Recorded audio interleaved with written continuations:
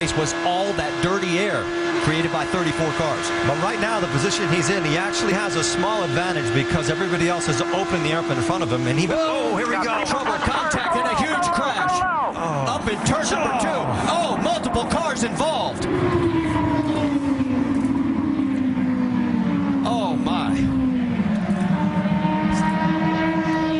It looks like Dan Wheldon may be involved in it.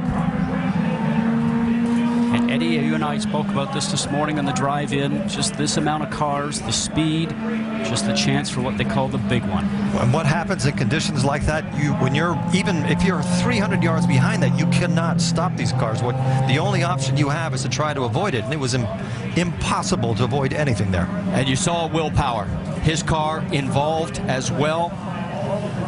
My. What a mess. That's Townsend Bell that was, I think his car was up on its side there, the 22. 15 there of Jay Howard. An additional entry, excuse me, is that the 19 to 15? I can't see with the sun shining there. Some of the car is broken. They're showing that as Alex Lloyd, the 19. It's the 15 of Jay Howard. Yes. One of the cars actually flew for about 200 yards in the air. Red flag is out here at Las Vegas Motor Speedway on lap number 12. And from high above, you can see the carnage. We talk about the car going through the air. Eddie, you know that these cars run so low down to the ground. We mentioned before, we saw them hitting the ground and sparking, that anything underneath the car, underneath the floor, underneath the tub, really just gets the air underneath the car itself, and up it will go. We saw J.R. Hildebrand out of his car.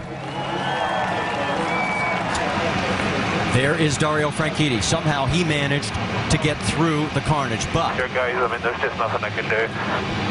Will Power did not. 10-4. They are going to stop you at pit lane on the right-hand side. They want the drivers to stay in the cars. What Franchitti was alluding to is there's nothing you can do avoiding the debris that's on the track.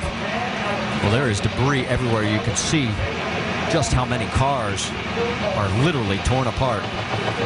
And this was the one thing, and there is the 18 of James Jakes. Now, he had a crash early in practice on Friday. That is actually a KV Racing backup car that they put together for him.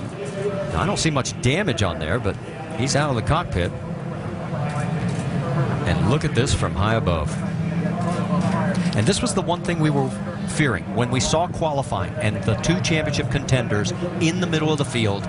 A big crash like this early in the race. What happens in accidents like this is that a single mistake by anybody, which might be dirty air, could be anything, multiplies itself so fast that you start accumulating cars. There's no way that you can control what happens. Once you start spinning at those speeds,